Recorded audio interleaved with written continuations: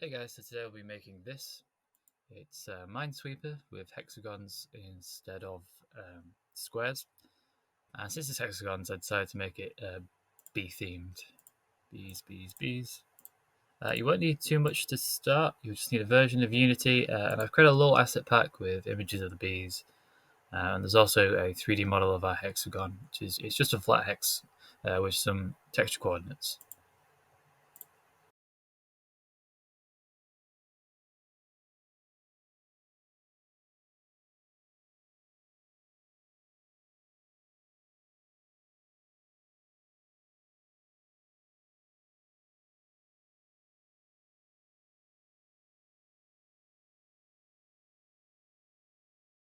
Alright, let's get started. So I've created a new project here. I've called it Beesweeper, and I'm using Unity version 2020.3. And I've selected in the template section the 3D option. So as you can see here in my scene, there's not much. There's the main camera, which is set to a perspective view. There's a directional light. And if we go into assets, at the moment we've just got the scenes folder with our sample scene. Okay, so if we go into File Explorer, I've created a Beesweeper asset pack, as you can see here. Okay, let's have a look in here. So in models, first of all, we've got our hex. So that's just it's a 3D model, but it's a 2D flat hexagon. And there's some texture coordinates inside it, and these are the textures. So we have the hex cover. So as you can see here, the orange section is obviously our hexagon, but this outer grey area will be the border. Okay, and then I've also created just some height map, a metallic map, and a normal map. I'll just give our cover some more depth. Okay, and this is the last one that's hex open. So this is the revealed section. Close that. Okay, so materials is empty. Prefabs will be empty. Scripts is empty. Textures. Okay, here we've got the B. So our B is the equivalent of the mine. So if we click on our B, ends the game. And this is Ghost Bee. It's a grainy grey looking fella. It's going to be equivalent of the flag of the Minesweeper. Alright, let's close that. Okay, so this is our asset pack, as I say.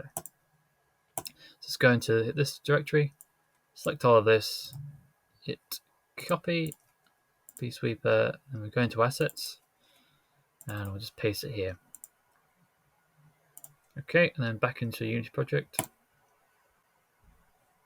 Okay, so we need to do a little bit more setup before we can start doing some scripting. Okay, so first bit, we want to go to models, and then I'll drag out our hex into the screen. Okay, so here's our hex in the scene.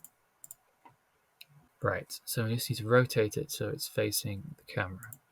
So that's 0. I see, so that's probably, that's facing in the wrong direction.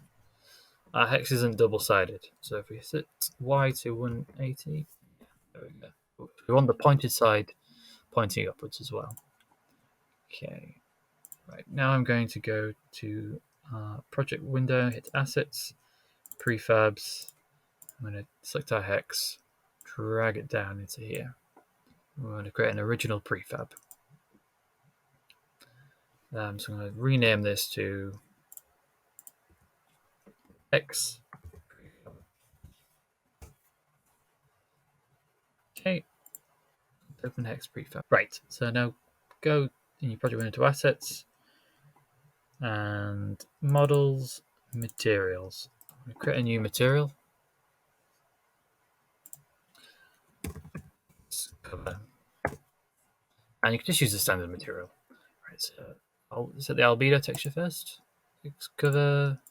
Then we want to set the metallic map and the normal map. And just fix that. And then the height map. Okay, and now we're going to drag our material onto our hexagon. Well, that's very shiny. Let's just that a little bit. Make it a little bit less shiny.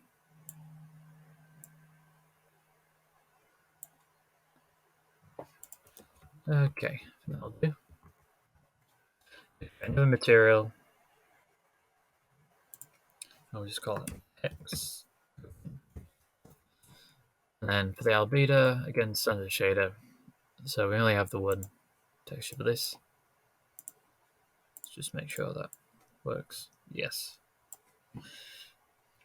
Right, next step. If we go into our textures, we'll set our B to a sprite 2D and UI, apply, and we'll do the same with the ghost B. UI. Okay, and then when you go back into prefabs, so set everything in now before. Yeah, back into prefabs, as I say, open up the hex prefab, and go back into textures again. I'm going to drag the B into our scene. It's now a child of the hex prefab. So its position to 0, 0, 0. Scale it up a bit. So 0.01. 0.01. Let's drag him out a little bit so we can see him. Rect tool, see how big he is. Okay, I think we can make it a little bit bigger. So 0.00125.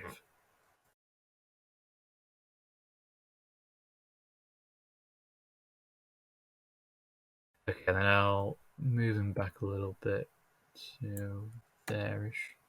Okay. And we'll also add some text. 3D object, text mesh pro. Now we just need to import the text mesh TMP essentials. Okay, that's done. Let's close that. Oh, that's very big text. So this text will have our number of keys that surround our cell. So we want to test it out by giving it a number. I'm putting 0 in there, and change our font size to 12.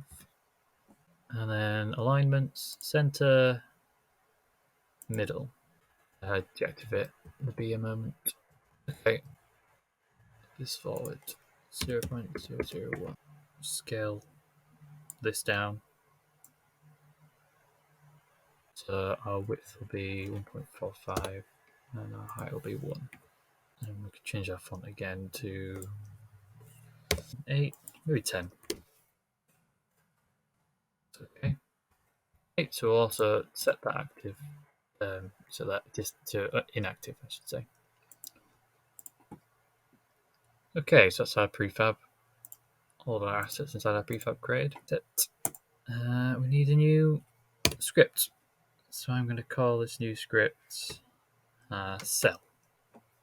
So add component, cell, new script, cell, create and add. Okay, so let's go into assets. I'm just going to drag our cell script into scripts. Open up scripts, and then open up our cell script. Okay, so we don't need the start or update methods in our cell script. So we can just delete those. Our cell script is going to handle our click events or our tap events. So we're going to create a new method called private void on mouse down. And on mouse down does work for touch events as well. I've tried it out. And for the moment, we'll just say debug.log name.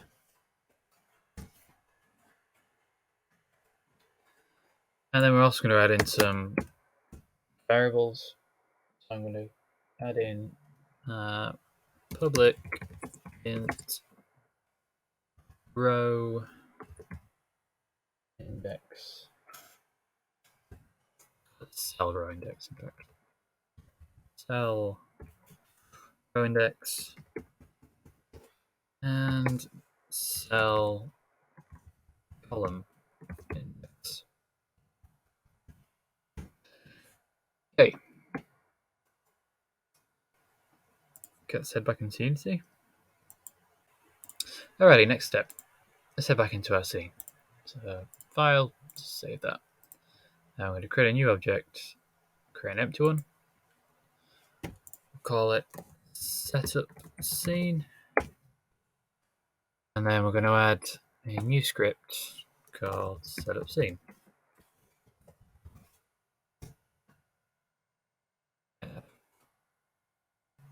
Then I'll just go back to assets and move that into the scripts folder.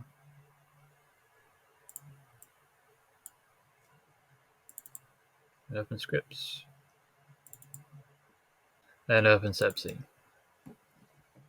Okay, so in setup scene, we're going to create our interlocking hex grid. We won't need the update method, so we can get rid of that, but we will need the start. So first thing, we'll need access that hex prefab in order to instantiate it. A public game object hex prefab. And we'll also need to create a two-dimensional grid in order to store all of our instantiated prefabs into. So I'm going to call it private game object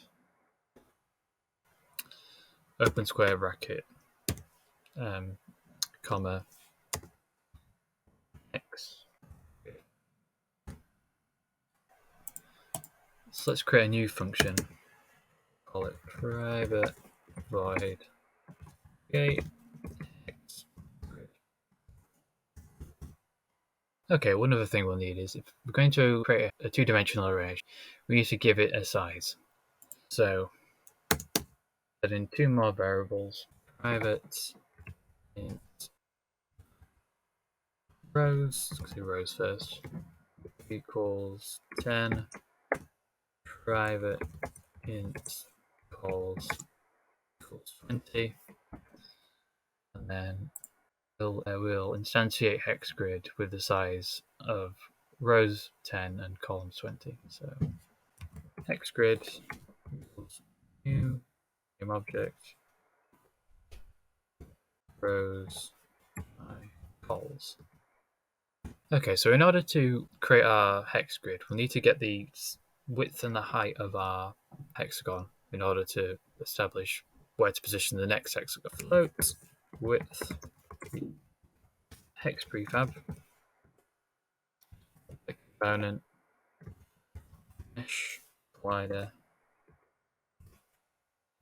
dot bounds dot size dot x. And we'll do the same for height. Take that, copy it, next line, paste, and change x to y. Okay, so save, and I have just realized as well, if we go back into Unity and then go to our prefab, so prefabs, hex prefab, we haven't added on a mesh collider. So add component, back to Visual Studios or whatever code editor you're using. Okay, so now we're going to create a nested for loop in order to populate our hex grid. So for int I equals 0, I less than rows. It's important that we do rows first. I'll explain in a moment. And then for int j 0, j is less than calls colon j plus plus. Okay, so it's instantiate a hex grid. So hex grid I comma j. So getting that index of I and j, and saying that equals instantiate.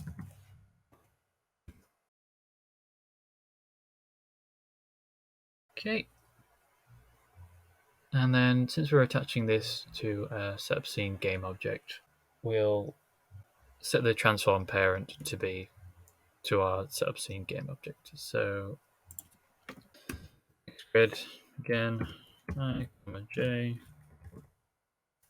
dot transform the parent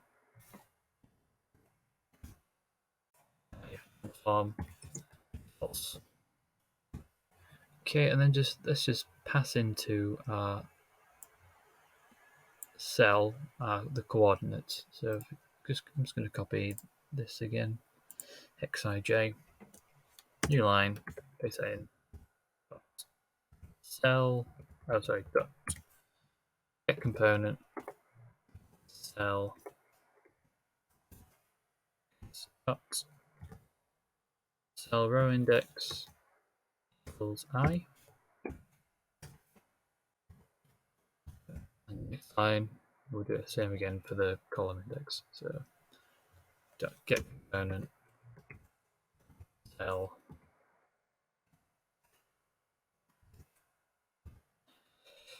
cell row column index equals J.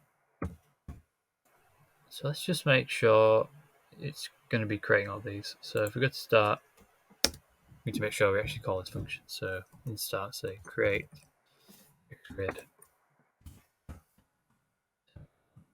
Save. Let's just go into Unity again.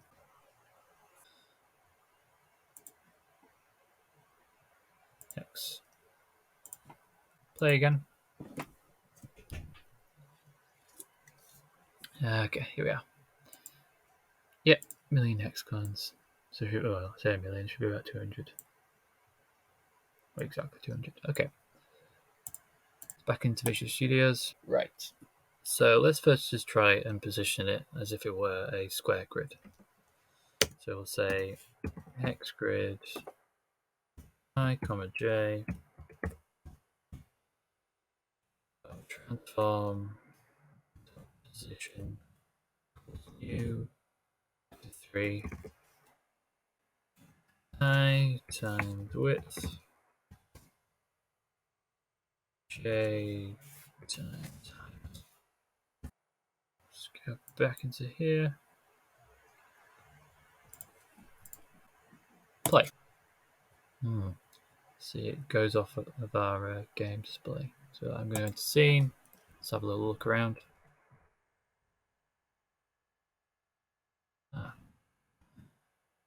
Looks like I've done it the wrong way around. It's doing 10 columns and 20 rows, as you can see. Go back into our script.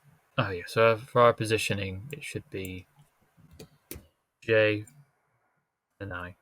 Let's go back into it. Hit play. Right, there we go. It's interlocking as if it were a square. What we have established is our mesh collider is returning the right position for the height and the width. Stop that. Okay, so I said earlier it's important to have rows first, then columns. So to be able to create our row, we need to know how long our row is in columns. So here, our row is 1, 2, 3, 4, 5, 6, 7, 8, 9, 10 columns long. So we need to say in our loop, go to the first row and then create our row by defining the number of columns. Create our rows first because we need to know whether our row is odd or even in order to position it correctly. So what I'm going to do now is determine whether our row is odd or even in an if statement. So it's if I modulus 2 is equal to 1, that'll tell us whether or not I is an odd number and whether the row index is odd. So we'll position that, grab our position again, we'll paste that into here for the minute. But also we need to define an offset for the width and the height. Because if we look in this image, our odd row is shifted to the right about 50%. It's also shifted downwards about 25%. So if we go into Visual Studios again, we create two variables for a width offset and height offset. So float width offset equals width and 0.5f goes half. Do this similar for height offset. So height offset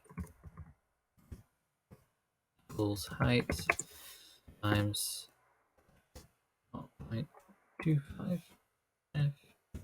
Okay, so if we also go back to here a moment, if we're moving our odd numbered hex cells down, we also need to move down the even numbered ones, because otherwise there'll still be a gap. So if we go back to here, First we'll just do the odd. Okay, so we'll put some brackets around the fit chain width. And we'll say plus offset. And then this is important. Instead of putting it brackets around I in height, we'll just put a bracket around an opening bracket around height and say minus height offset. Okay, and then we need to change our even condition as well. Now, because we're just setting the position instead of adding it, we don't need to put that into an else condition. If we also just copy this, I times height minus offset, copy that, and then put it into here, for our even, paste, hit save, let's go back into Unity. Then hopefully we've done this correctly, we should have an interlocking hex grid. Excellent. So it looks like it's worked. Good scene. Here we are. Good.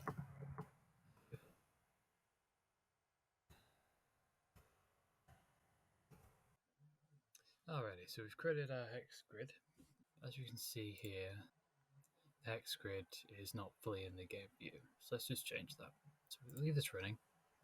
We'll go to our setup scene, just game object here. And we'll just drag these values so they're about right. Let's put that to about 12.62. Let's move the Z value. Okay, and then move that this way. Move it down.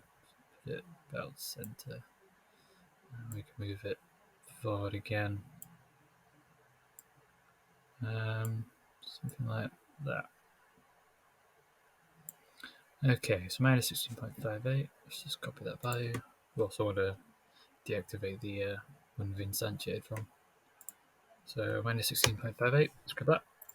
So let's go after our for loop. We want to go transform position equals new 3 4. And don't save it. Let's go back to here. Minus 4.7. That's 7F. And that's 8F. So,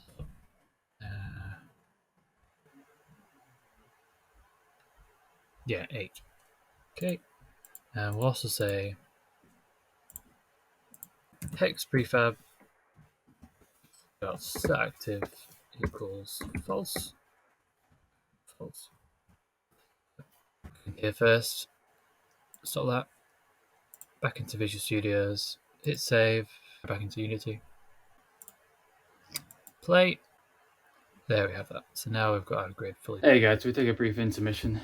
Firstly, I want to say thank you for watching up to this point. Second, I've got an app to download. It's called Etherscape. It's a 3D ball rolling game. It's a platformer, kind of like Temple Run. It's got the highest distance to get the most points. It's available on Android and iOS. It's free and it's no ads. There are in-app purchases, but that's only on Android, and that's kind of a bonus if you ask me. Maybe there's some footage playing here-ish. Okay, back to the video.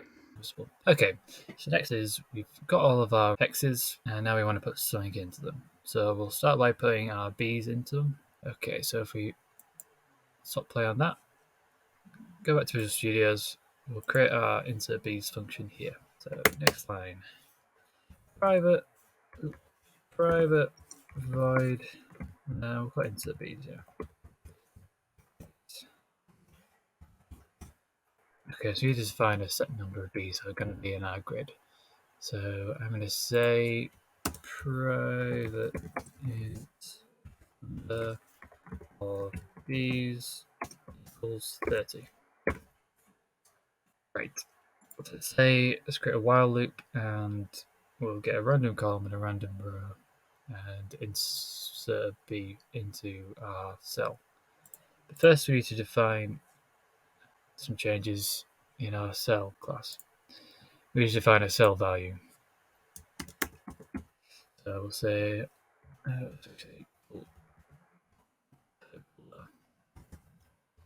a private int cell value and make it public access for it. So public int cell value capitalized. Now say get return cell value set. Okay, here for our cell value, we want to say if it's -1, it equals a B. And if it's 0, that means it's empty. And then for every value from 1 to 6, that'll be the number of B's that surrounds that cell. So if it is a B, we just want that value to be -1, and we don't need to count them. So we'll say in our set, we'll limit the values between -1 and 6, from -1 to 6. So say if value is less than -1, cell value equals -1. If value is greater than 6, cell value equals 6, else cell value equals value. Now we also want to include our B sprite, our cell class, public game object. And we want to say if value is equal to -1, so if it's a B, then B dot set. It's true, sorry. It's true. We're going to create a insert B's function in the setup scene, and it will call this cell value. And if it's a -1, we want all the B's. Currently, we just want to show all the B's to make sure every B that we've added is in the grid. Okay, let's go back to setup scene. So we've got insert B's function here. So we're going to say while number of B's is equal to 0, so number of B's minus. Every iteration will be subtracting 1B from number of B's. Provided, of course, we've inserted a B into our X grid. Okay, so now we want to get a random row and a random column. So we'll say int random row equals random.range. And we'll range be from 0 to rows. The same for the columns, so int random column equals random range 0 to cols. So yeah, it's a random row index, I suppose I should say random row index. Okay, so if it could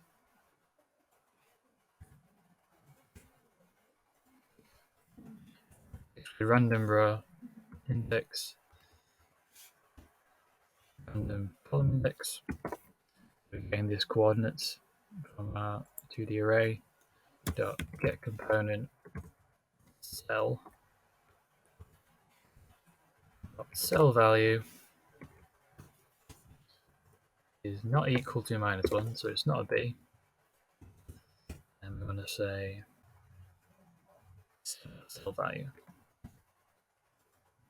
That paste it. Cell value equals -1. And then we want a minus from a number of B's. It could be that each time we do an iteration of the loop, that we would insert a B into an area where there already is a B. So that's why we have this if statement here, to make sure there's not already a B in that cell. We haven't actually called this function, have we? So insert B's, save, Unity, go to hex, need to add into our cell the B game object prefab. Yeah. So C and B, close, file, save, hit the play button. Okay, that looks about right, doesn't it? So let's count them. There should be 30. So 1, 2, 3, 4, 5, 6, 7, 8, 9, 10, 11, 12, 13, 14, 15, 16, 17, 18, 19, 20, 21, 22, 23, 24, 25, 26, 27, 28, 29, 30. There we go. Nothing too difficult. Got 30 bees. Okay, let's suspend that. Okay, next section. We're going to want to try and check our cells for if there is a bee surrounding them. We want to count up all the bees surrounding a cell. If we look at this cell marked 00, that's our cell, and we want to see what cells surrounding it contain a bee. So looking at these 6 cells here, these blue and yellow ones. So these are their relative coordinates. So we're saying 00 is our start position. And then if we look to this one here, we're going up a row and our column number isn't changing. So you can see we're 2 in from the left on both of these. Our 00 center coordinate is on an even row. If we look at one that's on an odd row, this one, this is on the third row, 00. If we look at the same, well, from our perspective, the same position, we can see the coordinates are actually different.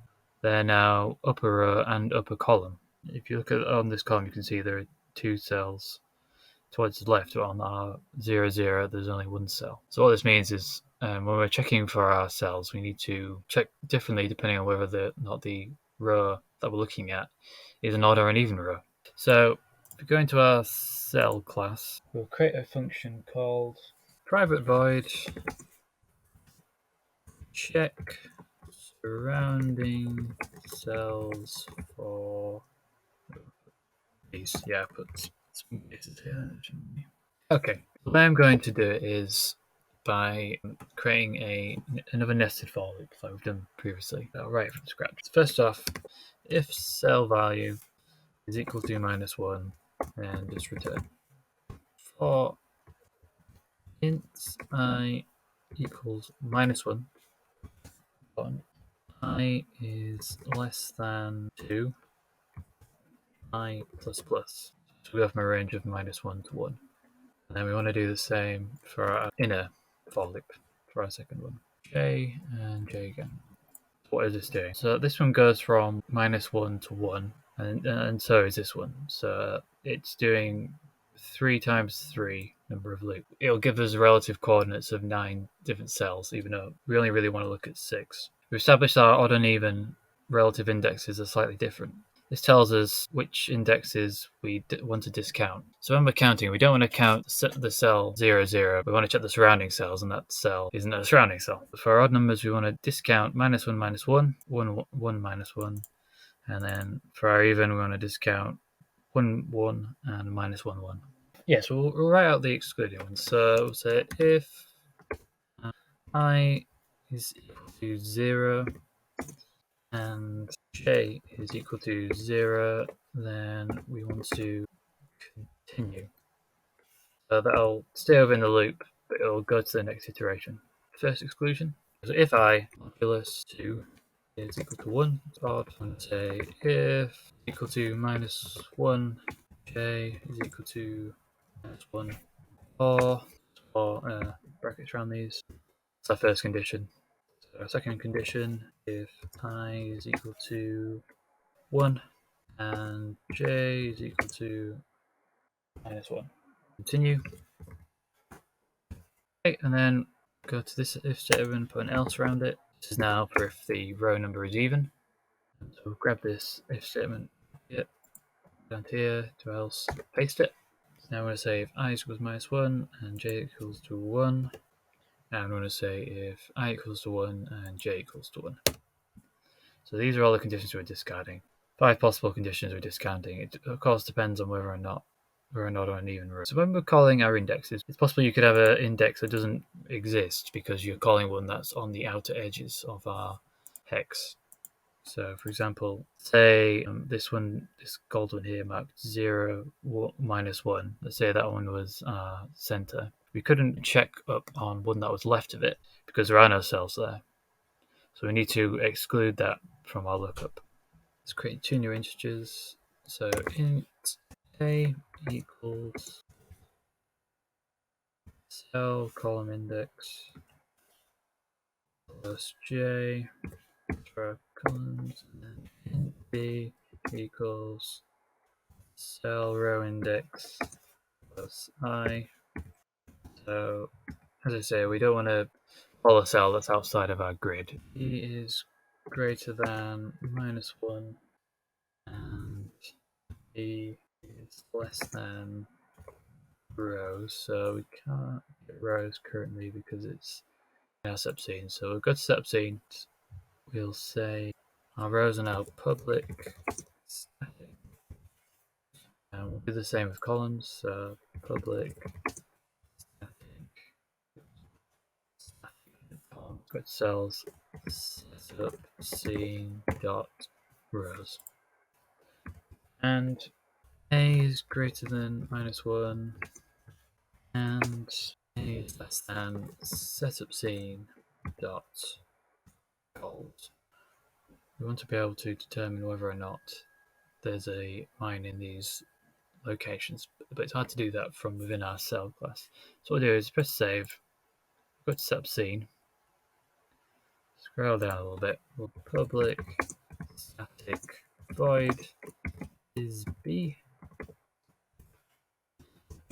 We'll change this void to a boolean. And we'll include some coordinates. Say int row index column index if xgrid. Oh, because the static function. Okay, so we need to go back to the top and say private static game object hexgrid. If hexgrid row index column index square brackets component cell dot cell value equal to -1 and return true, so that is a B, and then otherwise we want it to return false. So return. Oh yeah, we don't need an else there. Head back into cell. So we're going to say if setup scene dot is B. Okay, and then we want to pass in our row, which is B, and our column, which is A. If that is indeed true, cell value plus. Okay. Now we need to be able to display this. So if we go to the top, the very, very top, under the using, we'll say using DM Pro. So now we're going to add the text in. So public Pro. And we'll say, we'll just call it text.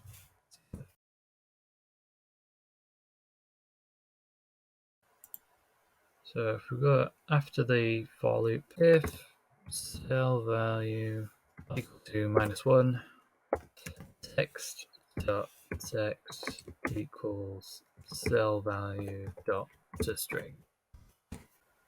Let's go into setup scene. So after we've inserted the bees, we want to check all the surrounding cells. Grab our loop up here again, our nested loop. So copy, and here, paste it in. Content. Hex grid. I, j. Component. Cell. Call that function, don't we?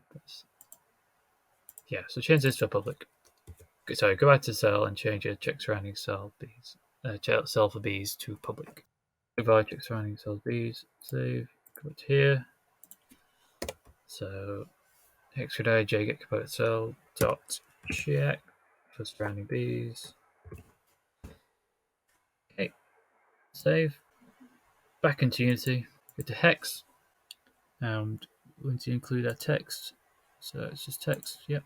Scene. And we'll hit run. Oh, it's still not showing it. Okay. Let's have a look. What have I done wrong?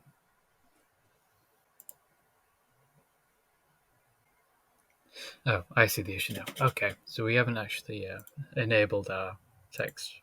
So we're going to say text game object active equals true. Okay, save Unity, hit play. Ah, here we are. Let's see if that looks correct. Something looks wrong. Okay. So let's have a look at this again. Okay, I can see where we've made a mistake. Instead of I modulus 2, a cell row index, our current cell, rather than relative cell row index. Okay, back into here. Play. Okay. These numbers look about right. Yep, 3 there. 3 there, yes. 3. Yeah, that looks alright. Okay, so another thing is, if it's 0, we want it to be blank. Suspend that. Go back to the studios. It's not equal to -1. Or I could just say, if cell value is greater than 1.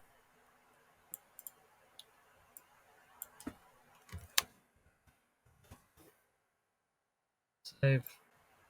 Okay, so we've added all our values into the grid. So now we want to make our hexes clickable. So we're going to focus on creating a show cells function. So the show cells will reveal our hex grids. So for example, we just hit play for a moment. If we click on, say, that cell, instead of outputting its name, 68, it would change its skin, reveal itself from the cover to the open. Then these things, which would normally be hidden, these numbers and the Bs, would be uncovered. Okay, so let's just stop that. Visual Studios, go into our setup scene, and we'll create a new function, the public static void show cells, 2 variables in the parameters, so int row index, int column index. So we can actually repurpose a lot of the code from check surrounding cells function from the cell class. So if we go into here, go into our cell script, and then grab our nested for loop, all of this, and copy. Go to setup scene, show cells, paste it in here, give cell value plus plus. Okay, we'll change that one to column index, and now we just a row index. And then we don't need to add setup scene these bits. Yeah, okay, so leave that squiggly line for the moment. We'll fix it in a sec. Go up to the top of here of this show cells function, create a few spaces. Cell, current cell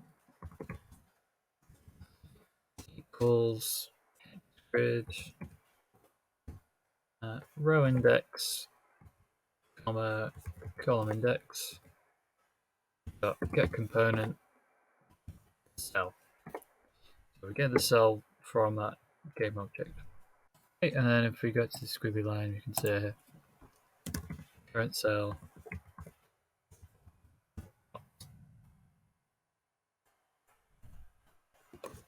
cell row index. Okay, so we want to go back into our cell class, and we need to define a new variable into cell public bool is hex open. So we need this boolean to determine whether or not our hexagon has already been revealed, which I'll explain in a moment why we need that. Let's go back to setup scene. So in this function, we have a nested for loop. So instead of checking each one to determine whether or not it is a B, we're going to go to each one and say, are you a B? Otherwise, reveal yourself. And then it's going to be a flood fill recursive algorithm. After that, we'd go to that next grid index, and then that one would say, look at its neighbors and say, well, are you a B or not? If so, if not, reveal yourself. It's how we're going to reveal all of these cells connected to our clicked cell that aren't Bs. Okay, I hope that was clear. So we just want to say at the top here, say if current cell dot cell value is equal to -1 if it's a B, or if current cell dot is flag open is equal to true. And if either of those conditions are true, we want to say return. We don't need to form a show cell. Okay, so let's go back down to here. If is B, comma A, false, and grid B, comma A. Component cell is hex open equal to false. Current cell dot is hex open equals true. And then I'm going to call show cells again. B and a new row index, a new color index that we've determined here. This will continue calling itself until it's found all of the empty spaces, or all the spaces that aren't Bs. We also need to update the UI, which we haven't done in this. So what we're going to do is go back to our cell class, and then let's scroll down. So public void update UI. Now we'll just say component renderer, whether you want to include hex open material. So we'll say public, we've got to the top of your cell class and go public material hex open, save, scroll down. So get component renderer material equals hex open. Okay, so go here and we'll replace this. Obviously, we'll see that there for now. And we'll say setup scene start show cells. We'll pass in our current row and cell index. So cell row index, cell column index. Save. Okay, go back to your setup scene. Down here, we want to say current cell dot update UI. Back to Unity. So into cell, into our cell prefab. We haven't included our hex open material. So look on here, assets, hex open. That's the one. Close. The old play button once again. Getting through it today. Okay, let's hit here. Ooh, there we are. It's done something anyway. It's revealed everything that's not a mine. Almost. Okay. Okay, so let's also add in another condition. We'll say if current cell dot cell value greater than 0 and current cell dot UI. So yeah, if we've not selected a blank one and we've not selected a mine, then we just want to reveal that single cell. We also want to hit return current cell dot is hex open will equal true. Go back to Unity, hit play. Okay, we'll click here. Quite good. Just like there's a mine here. Although, according to this, there isn't one. Suspend this. Right to here. So, if we go to our cell script, and instead of outputting our name, we output the cell value. Yeah, so in our accessor, it says if, and then we're going to say it's else if. And we just go to setup scene, and after our nested for loop, if current cell dot cell value is equal to 0, UI. Okay, if we go back into cells, we don't want the text to be revealed until the cover's been removed. So we go down, cut this, and in our update UI function, we want to say text game objects active equals true. if cell value is greater than 0. And then we also want to say text equals cell value string. Open up. Play. Okay. Let's get this one there. So let's pick an area where there won't be any bees right nearby. Here. Okay, that looks pretty good. 1, 1, 1, 1, 1, 1, 1. Looks right. It's looking good. It looks like it works pretty well. We're able to reveal every tile. Excellent. Let's stop that. Okay, so now we've completed our show cells function. Now we're going to working on a ghost button, which you can use to identify and keep track of where the mines are. It's like the flagging in Minesweeper. You're going to use the ghost, the icon as I explained at the top. And we're going to use a button. We use a button because you could also use this for a mobile app. So if we just run this. Okay, so if I just grab our hex, just copy and paste it. Enable it. We're going to call it ghost B toggle. Ghost B toggle. Move it close to the camera. Over here, maybe down here somewhere, about there-ish. Then we'll rotate it. Rotate that 90. Okay. Then we'll enable this and rotate it on the Z-axis, I guess. Yep. So let's make that 270. We'll change the image to Ghost B, get rid of the text, and then we'll also get rid of the cell script attached to it. So remove component. Okay. And then we're going to say copy, and then stop running the program, and then paste. So if we go, so it's there. And then we're going to add a new script called Ghost B toggle. Yeah, great. So we go to assets, just move into our scripts folder, open up scripts, and open up Ghost B toggle. Okay, and again, we don't need the start and update methods, so you can get rid of them. We're going to add in a bool, so public static bool ghost B toggle. This is going to be a button, so we'll need the on mouse down function again. Private void on mouse down. It's not a button, it's a toggle, so it will require this click event anyway. So set save. Ghost B toggle equals ghost B toggle. Okay.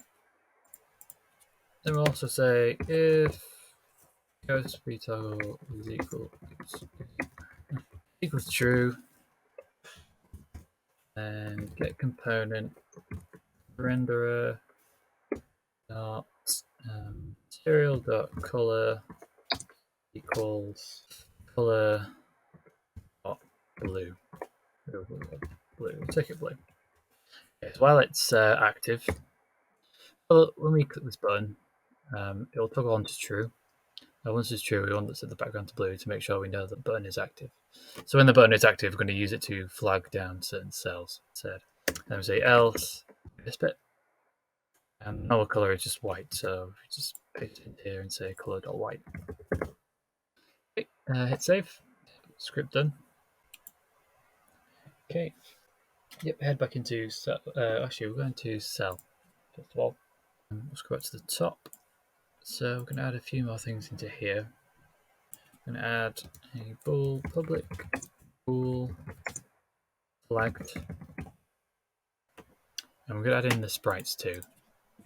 Public sprite sprite public sprite ghost B sprite. Hit save.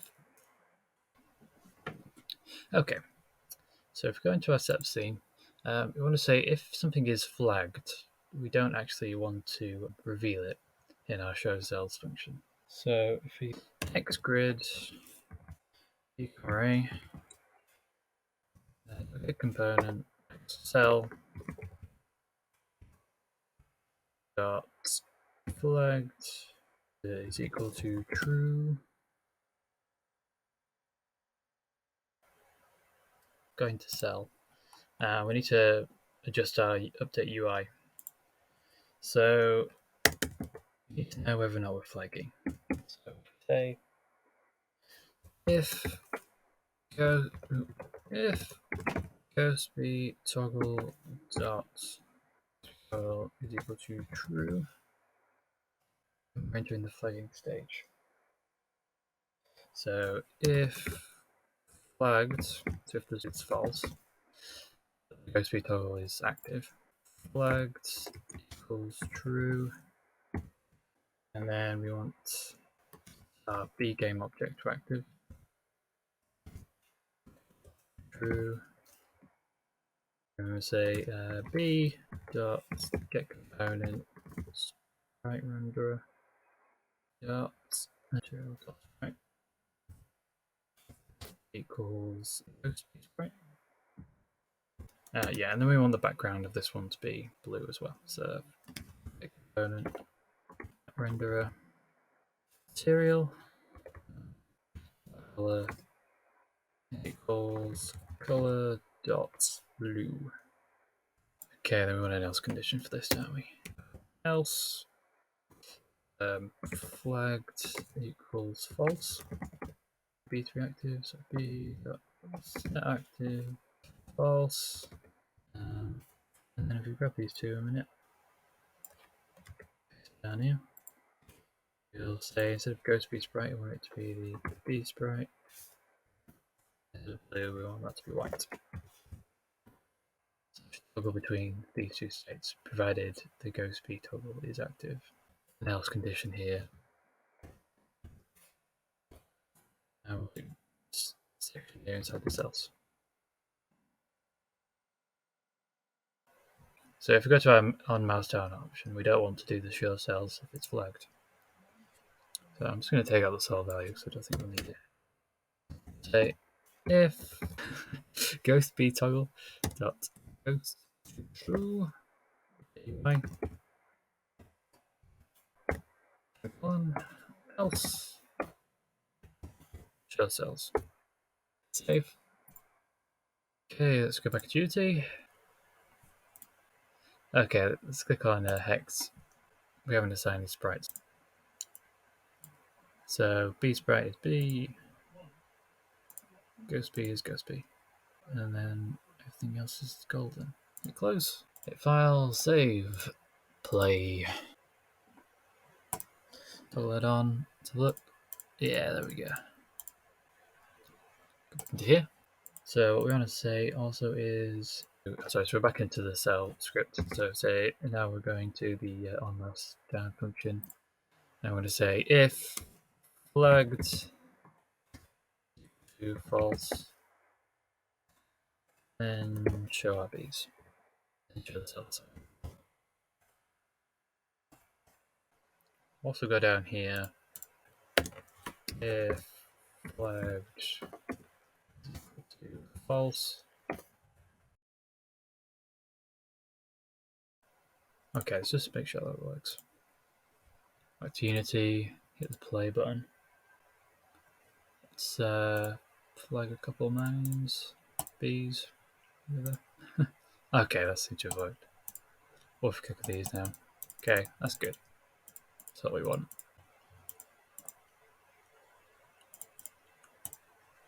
Okay, so that's the flagging function finished. Okay, now you may have noticed an issue with this. Hit run. Okay, so first off, we have all of our bees here. Now I've just had them showing for test purposes. However, when you start a game of Minesweeper, if you click randomly, the first cell you click on is almost never a bee or your mine. So in this situation, we don't want the bees to be generated until after we've done a click. So the first cell we should have clicked on should be a blank one, like that. So how do we do that? Stop running this for a moment. Go back to Visual Studios. First thing, we're in our cells script. Scroll to the top. We want to get rid of this one that's currently showing all of our bees. Yeah, we'll just cover it out for a moment. I may introduce it again. So now we'll introduce a bool called say private bool as game here and say if has game begun is equal to false, and we want to do setup scene dot insert bees, but it won't be available at the moment, so we need to go into the setup scene again. Go into our insert bees functions and say instead of private, it needs to be public and needs to be a static. We also need to go to the top here because the number of bees will need to be a static value, static value. Number of bees. Yep. Okay, so go back to cell. So setup scene dot insert bees, and then we'll say game equals true. If we go back to setup scene again and get rid of this one from in the start method, or is in the create hex grid method that's called insert bees. Okay, so there's another issue in that we also want the surrounding area of our start cell to be clear of bees too. So in our insert bees function, if we pass in the row and the column index, int row index index, then I'm going to create another function. So say private static void or bool even is b near to start. Int start row int start call int b row int k. Specify we're going to say if start row is equal to 0 and start call is equal to b call and true because it's in the same position. Here we're passing through the index that we've clicked on, and this will be the random. So as we're inserting the bees, we're saying, is this bee actually going to be near where our start index is? And if it is near the start index, we don't want it to be there. So now I'm going to go to create some bool. So bool is adjacent row, b row. These are conditional operators to define this. So b row is greater than start row plus 2, or if b row less than start row minus 2, question mark, false, colon, true. Okay. And we'll copy that column.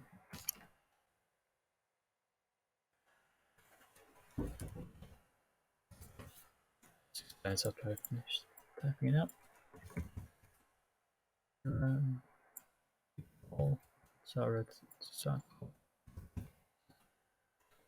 We're saying if these numbers are nearby, if they're plus or minus 2 away in the row or the column. If it's true in both conditions, we want to return true. That means it is nearby.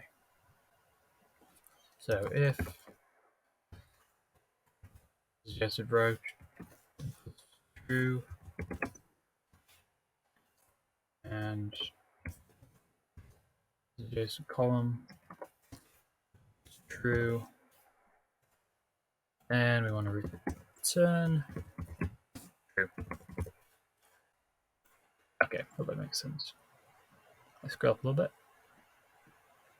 And over here we'll say if the cell is equal to b and b needs start row index call index, random row, random call is equal to false. I'm going to insert a B. Okay. It's going to cell. We need to pass through into insert B. Cell row index, cell column index. Yeah. So has game begun? Now that needs to be static. So there's only one instance of it. Otherwise, when we set it to true, we're only setting it to true within one cell when we want it to be true globally. So if we go to update UI function, say if it's hex open equals false. Okay. So if we save that, that'll say it will only allow us to flag a cell if the hex has not already been revealed. I see. Sorry, I put it in the wrong place, haven't I?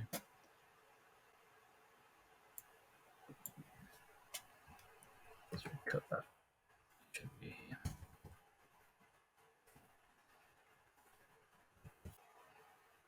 Back into Unity. Play again. Click on random cell. Let's open area. Let's try and flag one here. Nope, it's not letting us do it. That's great. I don't want that, but can we still flag them here? Yes, we can. And then flag them too.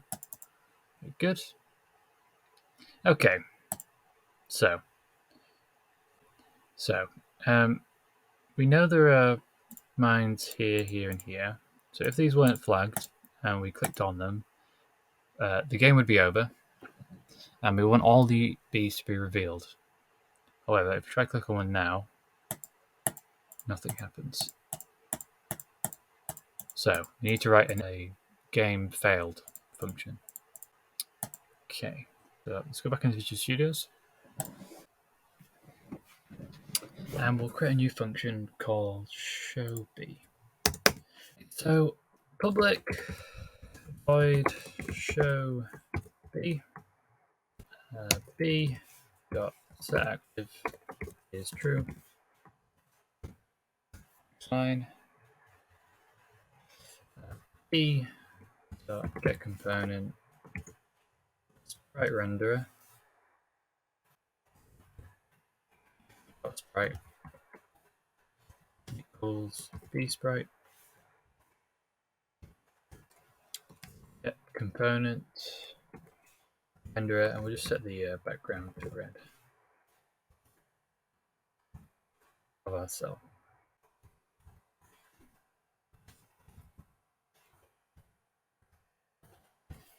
Okay, save that. Now we're going to set scene. And we'll scroll down and to the very bottom. After show cells, and we'll create a new function method called public static void show all beads. Okay, and we'll utilize our nested for loop again from before to loop through all the cells and then reveal all our bees and call the show bee function. So let's grab our nested for loop at the top, go through rows and columns. Let's copy that, scroll down, in show bees. I'll show that content that we don't need. And we'll say if it's B, comma J,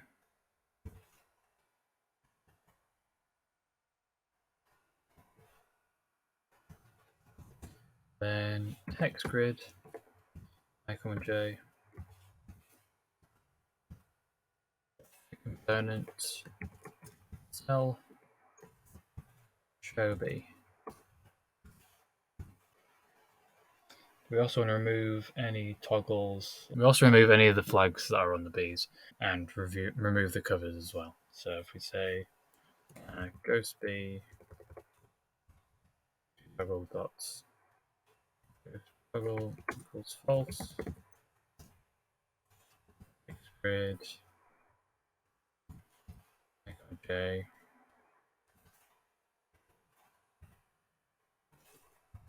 Components. Cell. Flagged. That's false.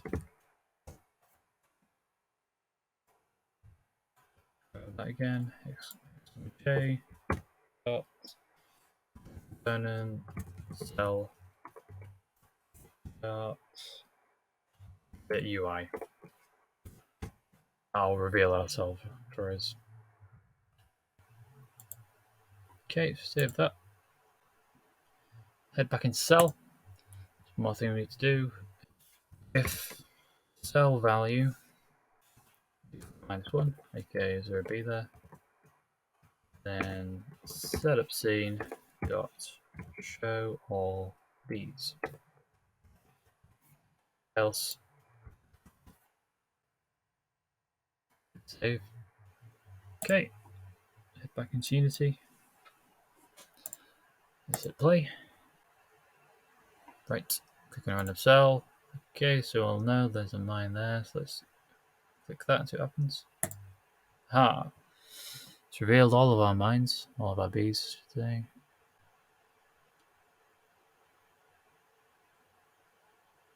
Okay, looks pretty good. That's the reveal texture as well, isn't it? Yeah, looks like it. Okay.